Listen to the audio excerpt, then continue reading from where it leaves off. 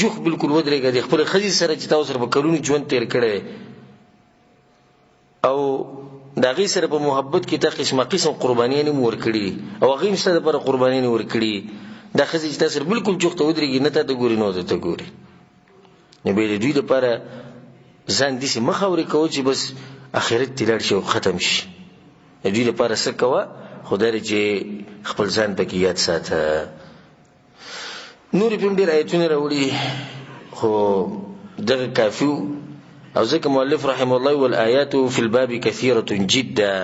او په دې موضوع کې په قرآن کې ډېر آیتونه ملاویږي چې په هغې کې رب العالمین دې خبرې ته اشاره کړي چې یریږئ زما نه یریږئ د آخرت نه یریږئ د جهنم نه یریږئ د قبر نه امام نووي رحمه الله والغرض الاشاره الى بعضها او زموږ غرض دا دی چې د بعض آیتونو ته اشاره وکړو نو دغه وی کافي دي د هغې نه بعد بعض حدیثونه راوړي دي حدیثونه ګورم ډېر زیات دي خو هغه ته بعض راوړي اولنی حدیث ته وعن عبد الله بن مسعود رضي الله عنه عبد الله بن مسعود قال حدثنا رسول الله صلى الله عليه وسلم وهو الصادق المصدوق رسول صلى الله عليه وسلم موږ ته دا خبره کړې وه او رسول صلی الله علیه وسلم هغه انسان دی چې صادق دی او مصدوق دی چې څه خبره کوي نه هغه هم رښتینې کوي او خلک ولهم خبره مني مؤمنان دغه تصدیق کوي مسلمانان دغه تصدیق کوي او په خپل رسول صلی الله علیه وسلم صادق دی او د چا نه چې خبرې راوړي هغه یو داسې ذات دی چې رښتینی ذات دی دا خبره ولې وکړه که ده صرف داسې ویلی وی چې ما د رسول صلی الله علیه وسلم خبره اورېدلې ده کافي وه که نه وه کافي نه دی به کې سره زیاتي وي چې رسول صلی الله علیه وسلم صادق دی او مصدوق دی د دې لپاره وي چې دا روانه چې کومه خبره ده د غیبیاتو سره تعلق ساتي یعنې موږ لیدلې نه ده د غیبو سره تعلق ساتي چې غیبو سره تعلق ساتي نو دې خبرې ته وي چې ګوره وي دا خبره رسول صلی الله علیه وسلم کړې ده چې هغه کړې ده نو بیا به کې خوا دې خوا نه کېږي که بیا په غیبو کې هم دی زموږ به کې څه دی زموږ به ایمان دی او موږ دا خبره منو څه خبره ده وی رسول صلی الله علیه وسلم وی چې ان احدکم یجمع خلقه فی بطن امه 40 یوما نطفه تاسو کې چې څوک کوم دی هر یو انسان په دې دنیا کې چې څومره انسانان دي د هغوی د طریقه ده د پیدایش چې دی په اوله کې څلوېښت ورځې د مور په خېټه کې د منۍ د قطرې په شکل باندې پروت دي د مور په خېټه کې یعنې بچیدانه کې په رحم کې دننه د انسان د چې غټ غټې خبرې کوي او د چې وایي ما دومره ځمکه واغسته او زه به دا کومه او داسې به کومه دې څلوېښت ورځې د منۍ د قطرې په شکل کې د مور په دې خېټه کې دننه پروت دي د هغې نه بعد ثم یکونو علقة مثل ذلک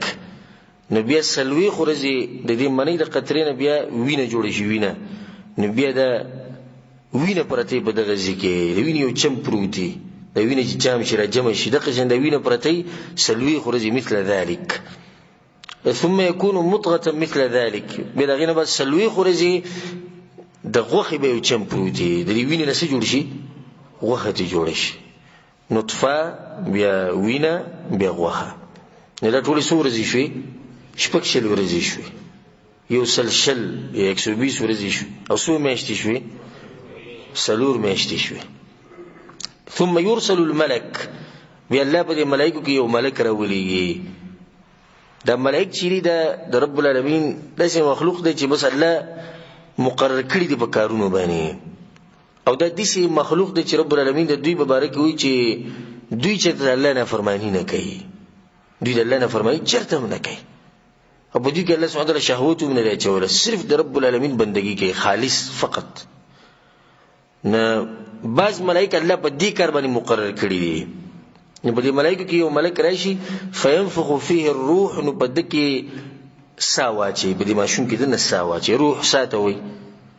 او دا سا یو داسې شی دی چې الله زموږ نه پټ ساتلی دی قل الروح من امر ربي د دې علم د الله سره چې دا څنګه شی خو سبحان الله ګورې ډېر عجیبه شی دی ګورې چې په دې جسم کې دننه وي دا جسم یي جسم لري چې دا جسم خاورې کېږي دومره زورور شی دی او موږ ته لیدلی دی موږ چېرته نه دی لیدلی ځکه یو کس راغی په دې دهریو کې او په دې زنادقو کې او د یو عالم سره مناظره کوله وی ستاسو په الله باندې ایمان دی او په الله باندې زموږ ایمان شته وي تاسو ته الله لیدلی وی نه الله خو موږ نه لیدلی نو چې تاسو نه لیدلی بیا به ایمان څنګه لرئ هغه ته به تا کې سا شتي وی او سا خو ما کې شتي وي چې ته لیدلی ده وی نه نو ته څنګه چې ما کې ساشتي ای غلیکو دا څنګه موږ چې تلیدلې نه چې تلیدلې ساجته ور ډیر عجیب شی دی ضرور شی چې په دې جسم کې دا جسم د جدي جسم لري چې دا غټ جسم به د کار نه د دینه به اسخابینځي د بیا چنجيبه کې پیدا شي او دا خاوري شي نه دا سا ډیر ضرور مخلوق ته ګوره چې رب العالمین پیدا کړی دی په دې ماشوم کې د روح سا واچولې شي نو دې ژوندې شي نه دینه دا خبر واضح شي چې سلور میاشتې بعد د مور په خېټه کې چې ماشوم سلور میاشتې بعد په دې کې سا چولې کی نو به اوس دا مسله فقهي مسله ده ساتي چې سلور میاشتې مخ کې کما شوم چې د مور د خېټې نه سلور میاشتې مخ کې وروته نو د دې لپاره هغه احکام نه کوم چې د انسان د پاره چې د غسل ورکې په د جنازه کې د دې څخه خیره کې څنګه چې عام انسانان خو لکه مسلمانان نه د لپاره دغه مسله نشته او چې سلور میاشتې بعد پیدا شو هغه په خپل وخت پیدا کیږي هغه په 15 میاشتې کا په شپږمه دغه باقاعده غسل بدل ورکړي کیږي په دبانې جنازه کیږي څنګه چې عام مسلمانان خو لکه دي چې بده هم خخیزه کې چې د انسان د بده کې دنه روح پرته ده صاحب کې ده نو چې صاحب کې رااله د انسان جوړ چې انسان مخ کې وروته صاحب کې نه چولې شي بیا اسید غوخه او ټوکړه ويؤمر باربع كلمات او دا ملک چې الله سبحانه وتعالى دې لپاره لګي چې د سلور خبرې لیکي سلور او دې د غوږ کې دی بکتب رزقه د رزق ولیکل شي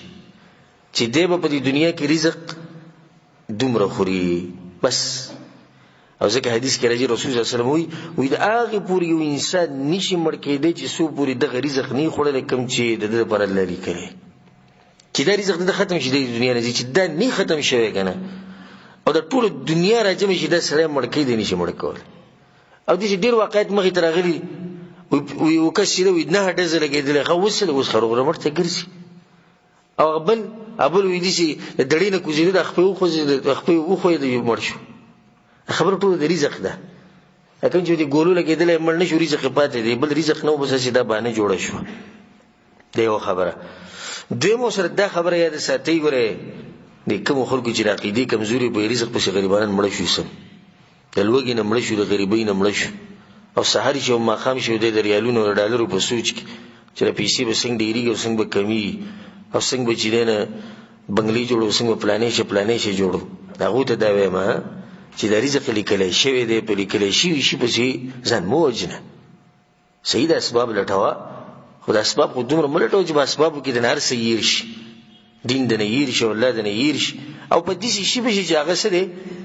لیکل شوی دی او بیا دا خبرو سره یاد ساته د مرګ په موږ به ګرځي کې نه ګرځي